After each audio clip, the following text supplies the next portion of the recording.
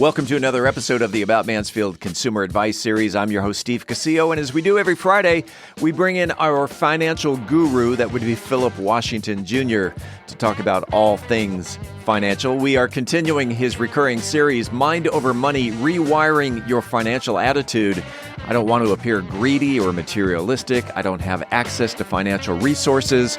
We may even talk a little barbecue. Stick around. Here we go. We are not here to talk about barbecue. We are here to talk about your finances and yours, of course, right there in the camera. Today, again, the mindset of people. We're not calling them excuses today. Continuing his series called Mind Over Money, Rewiring Your Financial Attitude. This would be number nine of the series. And first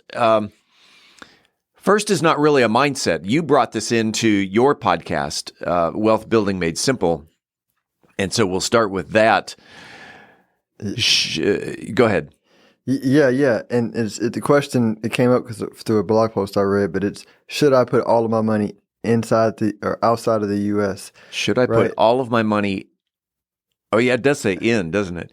Outside. Should I put all of my money outside of the U.S.? Yeah, and it came up because BlackRock and a couple of other notable and big investors were looking to invest, some funds outside the U.S. because the relative returns outside the U.S. look more attractive than the current U.S. over the next decade, right? Which is that's accurate. That's actually an accurate statement from a valuation standpoint. If you're looking if you are looking at old economy type investments. In the old economy type way of doing it, right? So this is kind of a mind over money because it's helping people understand the difference between the mindset of a investor and a mindset of a trader, right? Yeah. And some people might say, well, Phillip, BlackRock is not a trader. They're a buy and hold long-term investor.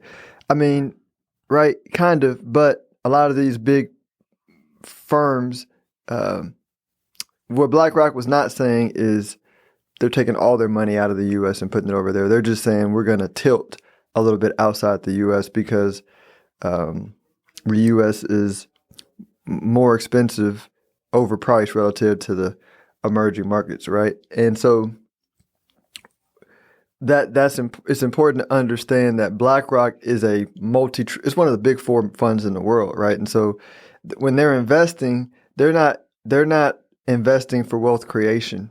Right, they're more like what I call like shuffling assets, like shuffling assets from cheaper to more expensive. And so in the investment world, it might be the difference between like a real estate investor that is taking office property and repurposing it to update it for the world the world is now and create maybe like podcast studios, sure, which creates new wealth and new value that never existed before. From a new idea, or the real estate investor that's just buying cheap, right, and doing that deal, right. And when I say I'm not judging either deals, but I'm just saying, if you look at the richest people in the world, like Elon Musk is worth hundreds of billions of dollars, and the most wealthiest hedge fund manager, which is Ray Dalio, who does the shuffling of money, he's like worth $10-20 billion, which is super respectable. But I'm just saying there's a difference in mindset between a innovator and a money shuffler, right?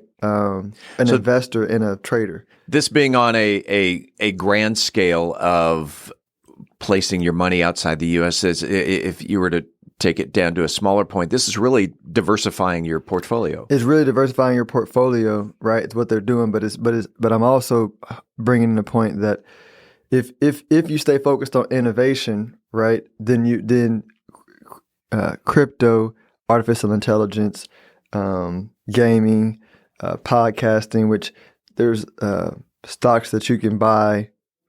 Crypto is not even a stock, so you can that's still a great asset class from my perspective, but it still makes the Coinbase, the Spotify's, right? Some of these companies that are innovating, Spotify's not even in the U.S., but I just mean you detach from like a location and you more go on like innovation And that keeps you focused on like, where's the best place to invest for a long-term return perspective, right? Because the location doesn't matter when you're looking at investing for wealth creation, because you're not looking to shuffle assets.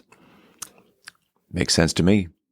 Should we get into rewiring your financial attitude? Let's do rewiring your financial attitude. I don't want to appear greedy or materialistic by focusing on money.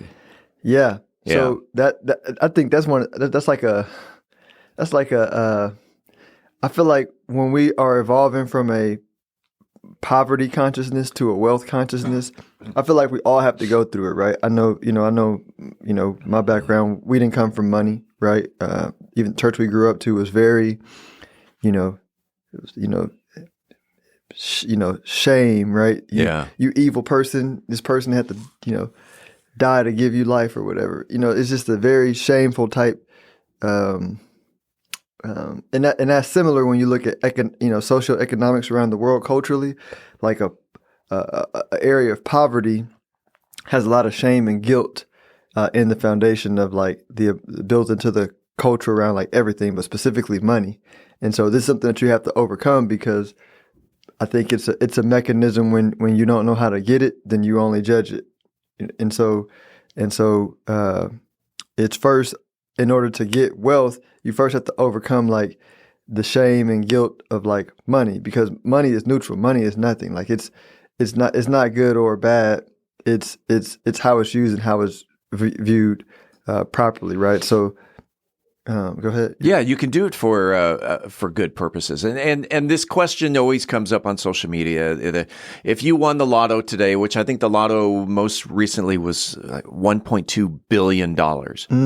So if you won the lotto, what would you do with $1 billion? And my go-to answer is always 33%. 33% I'm going to play. 33% I'm going to put to retirement, but 33% I'm going to do something good with that and donate that to charity. And not just necessarily one charity, but I want to create good in the world. And so if it means that I get my name on the side of a building, so be it. But I want to be able to take a portion of my money, my wealth, and be able to donate it. But not everybody's in that position. And especially if you have that mindset of, I don't want to appear greedy or materialistic. Yeah. And I like that you said that. I think that the beauty of wealth is like, when I think about wealth and I convert it from like money, which is just a human made concept as well, into what it feels like, which is universal across cultures and time. It's freedom, it's security, right? And who doesn't want more freedom and security? And I think I like what you said, like money is, I can do with money whatever I feel like it, judgment free, right? Breaking the mold of that shame and guilt is like judgment free. So like if I won the 1.2 billion, I may or may not give to charity, right? I like the idea of investing in companies because there's more accountability, right? And charity is tougher for accountability. Not saying I won't be open to it, but I'm just saying it could be a scenario where I can give $0 to charity with the 1.2 billion and feel like I've impacted the world and I'm doing what I feel called to do and I'm doing good from my perspective. And I know there'll be judgment from other people, but I just won't give a shit because like this is my life, right? And I think that's freedom. That's the mindset that is necessary to attract and express wealth. If I win the lotto, I'm headed to the Maldives. Let's buy the Maldives. We're going to buy them. They're like, 1.2 billion. Maybe add some zeros to that. That's right. All right. The next one. I don't have access to financial resources or the tools to make changes. Yeah. And so I think that's a perspective thing as always. And we need to look at what we do have. I won't repeat the story of the talents, right? Go look it up. But it's like, we all are building from something, right? We all were given some gifts. And I like to think of the mind, which is infinite in its capacity to help us get what we want, right? The mind responds to optimistic energy. So if you tell the mind or anybody, man, you only gave me this, what am I supposed to do with this? Right? Just figure it out. Like, I'm not giving you more if you're not appreciative of what I already gave you. Right. And so I think this is a situation where you're like, all right, what do you have?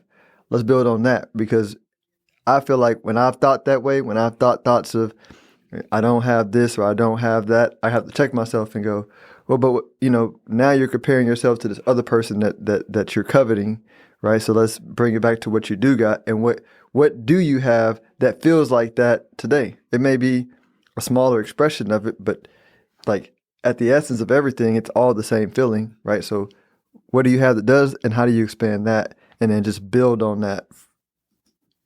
Changing the mindset, one mind at a time. One mind at a time. I like that. That's a good. It's Phillip Washington Jr. And again, your podcast is Wealth Building Made Simple. By the way, I'm going to switch back to the full screen there. I got to make note of your shirt. Healthy marriage is dope. Yes. It's healthy marriage. I think the site is healthymarriageisdope.com. D Johns and his wife Keisha makes these nice, beautiful shirts. They think they have a podcast. Healthy Marriage is Dope too. I know that you and Kelly have a healthy marriage. Maria and I think yes, we have a healthy marriage. It's a moment to moment thing, right? You're like